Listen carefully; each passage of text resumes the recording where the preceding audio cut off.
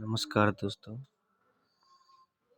आज हम लोग नए ऑब्जेक्टिव के प्रश्नों को देखेंगे जो काफ़ी महत्वपूर्ण हैं, जो बहुत सारे एग्जामों में पूछे भी गए हैं। तो पहला प्रश्न है, राजेंद्र प्रथम किसका उपासक था? तो ये शिव का था। किसका उपासक था? शिव का। राजेंद्र प्रथम का उत्तराधिकारी कौन हुआ था? राजाधिराज प्रथम। एकमात्र चोल शासक जिसने अश्वमेध यज्ञ किया था? राजाधिराज प्रथम। महान चोल मंदिर कहाँ स्थित है और यह किस शैली में निर्मित है? इसका निर्माण किस चोल शासक ने करवाया था? ये तंजावुर ने करवाया था और ये तंजावुर तमिलनाडु में है और द्रविड़ और विजयलय में भी है। किस राजवंश के शासनकाल में रविंद्र स्थापत्य कला शैली अपने विकास के चरमोत्कर्ष पर पहुंची? तो चोल के शासनकाल में।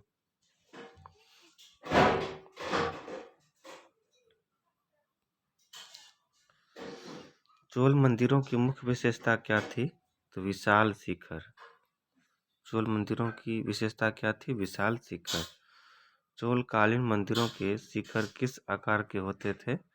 ये पिरामिड आकार के होते थे।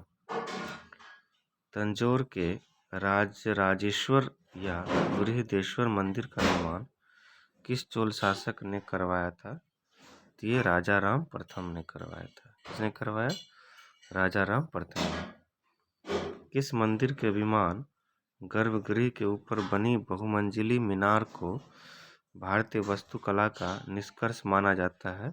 ये तंजौर का राजेश्वर मंदिर माना जाता है। कावेरी नदी पर स्थित गंगोड चोलपुरम के बृहदेश्वर मंदिर का निर्माण किस चोल शासक ने करवाया था? तो ये राजेंद्र प्रथम ने करवाया था।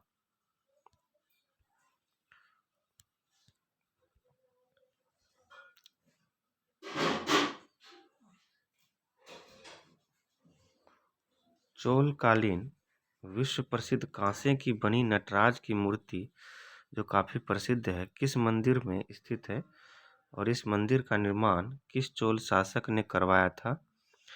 ये चिदम्बरम मंदिर तमिलनाडु प्रांतक प्रथम ने करवाया था।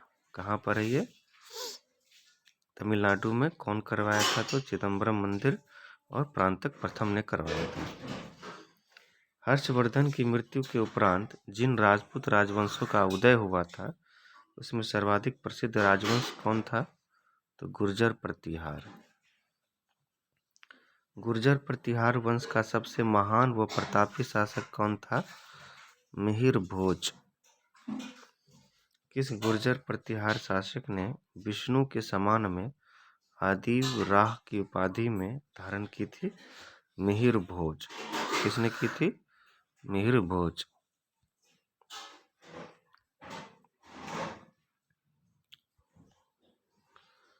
अगला क्वेश्चन है, सम्राट की उपाधि धारण करने वाला गुर्जर प्रतिहार वंश का पहला शासक कौन था? तो वत्सराज। कौन था? वत्सराज। गुर्जर प्रतिहार वंश का अंतिम शासक कौन था? तो यशपाल। कौन था? यशपाल। पाल शासन काल में शासन के दो प्रधान केंद्र कहाँ कहाँ स्थित थे? मुंगेर व पाटलिपुत्र। पाल नरेश किस धर्म के अनुयायी थे? तो बौद्ध धर्म के अनुयायी थे। किस धर्म के? तो बौद्ध धर्म के।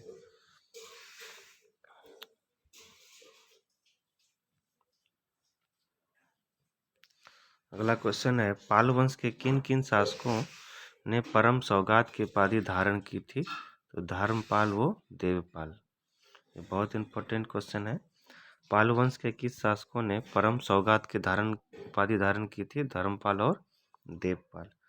किस पाल शासकों ने नालंदा विश्वविद्यालय को पुनर्जीवित करने का श्रेय किया था? तो ये धर्मपाल। ये भी बहुत इंपॉर्टेंट क्वेश्चन है। नालंदा विश्वविद्यालय जो बिहार में है, नालंदा जिले में, उसका पुनर्जीवित यानी कि उसे ध्वस्त किया गया था, फिर से उसका रिकंस्ट्रक्शन किसने किया था? तो धर्मपाल ने। पाल वंश का सबसे योग्य शासक किसे माना जाता है? तो धर्मपाल को।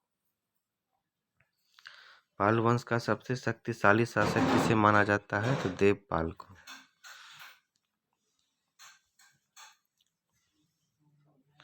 अगला क्वेश्चन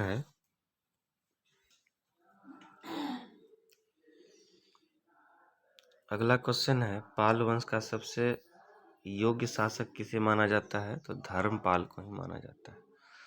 पाल वंश का सबसे शक्तिशाली शासक किसे माना जाता है? तो देवपाल को।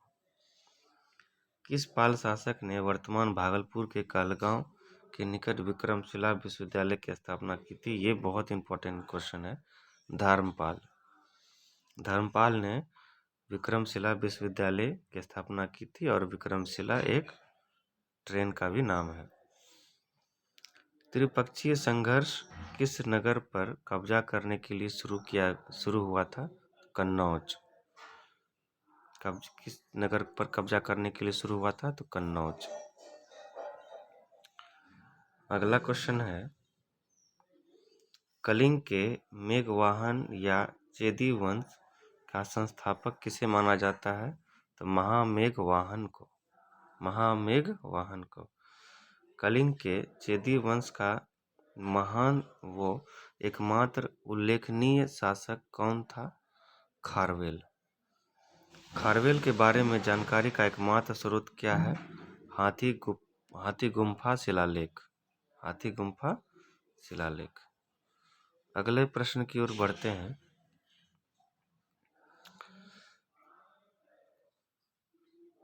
हिंदी भाषा का प्रथम महाकाव्य किसे माना जाता है? तो पृथ्वीराज रासो को। किसे माना जाता है? पृथ्वीराज रासो को। पृथ्वीराज रासो के रचयिता चंद्रवरदाई किस शासक का राजकवि था? तो पृथ्वीराज चौहान का।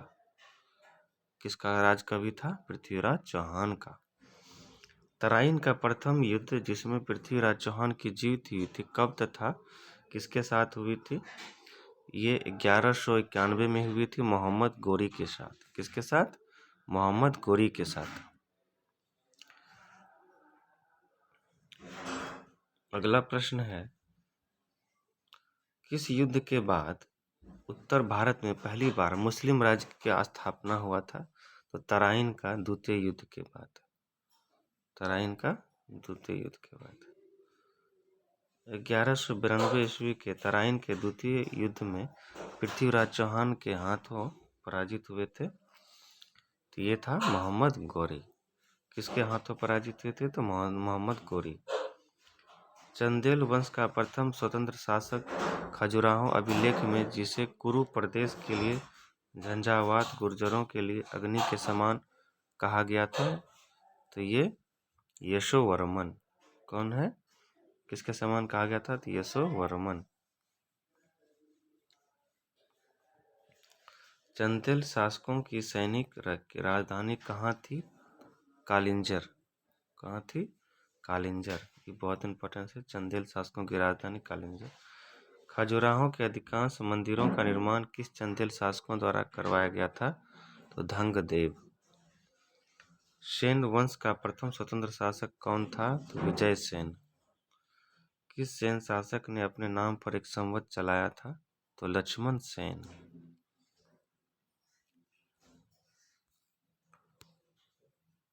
अगला प्रश्न है, बंगाल का अंतिम स्वतंत्र हिंदू शासक किसे माना जाता है? तो लक्ष्मण सेन को। किसे माना जाता है? लक्ष्मण सेन को। श्रृंगार रस प्रधान ग्रंथ गीत गोविंद की रचना किसने की थी? तो जयदेव। ये बहुत ही फेमस क्वेश्चन है, कितनी बार एग्जाम में पूछा भी गया है। आर्य सप्तशती की रचना किसने की है? गोवर्धन। जयदेव धोई गोवर्धन हल्लायुद्ध किस शासक के दरबार में रहते थे? तो लक्ष्मण सेन के दरबार में रहते थे। अगला प्रश्न है, आबू पर्वत राजस्थान के दिलवारा के जैन मंदिर किसने बनवाया था? तो ये विमल शाह। ये बहुत फेमस क्वेश्चन है ये भी, कि दिलवारा का जैन मंदिर जो बनाया था किसने बनाया था? विमल शाह ने। आबू पर्वत जो राजस्थान पर है। अगला है, किस सोलंकी शासक ने राजस्थान के माउंट आबू पर्वत पर एक मंडप बनाकर अपने 7 पूर्वजों की गजारोही मूर्तियां स्थापित की थी। तो जयसिंह सिद्धराज। किसने की थी? जयसिंह सिद्धराज। सोलंकी वंश का सबसे योग्य प्रतापी शासक कौन था? तो जयसिंह सिद्धराज।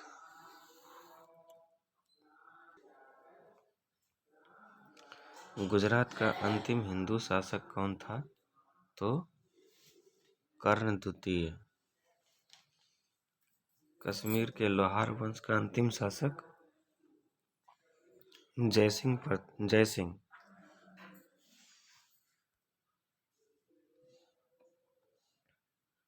कश्मीर के लोहार वंश का अंतिम शासक जयसिंह। उड़ीसा के किस शासक ने पुरी जिले में समुद्र तट पर स्थित कोणार्क के सूर्य मंदिर का निर्माण करवाया था? नरसिंह प्रथम।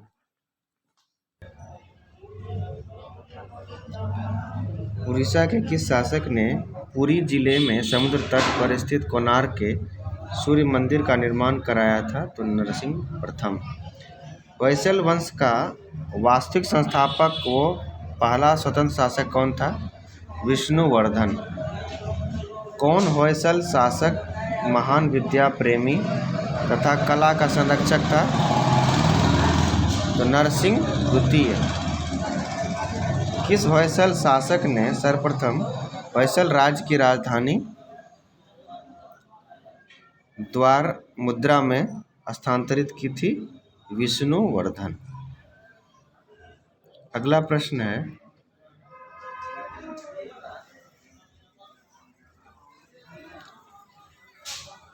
सिसोदिया वंश का सबसे प्रतापी राजा कौन था?